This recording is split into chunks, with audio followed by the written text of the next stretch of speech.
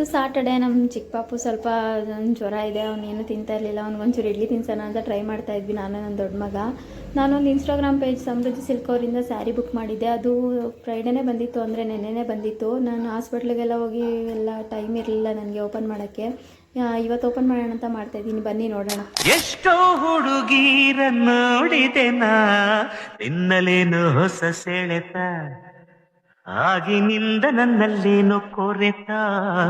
ವಾಸಂತಿನಲಿದಾಗ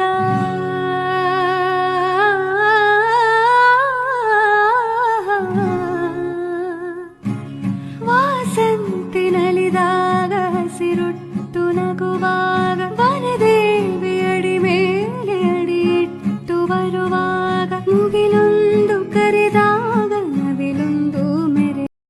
ಸೀರೆ ಓಪನ್ ಮಾಡಿ ನಂಗೆ ನಿಜವಾಗ್ಲೂ ತುಂಬಾ ಖುಷಿ ಆಯಿತು. ಯಾಕೆಂದರೆ ನಂಗೆ ಸೀರೆಗಳಂದರೆ ಸಿಕ್ಕಾಬಟ್ಟೆ ಇಷ್ಟ.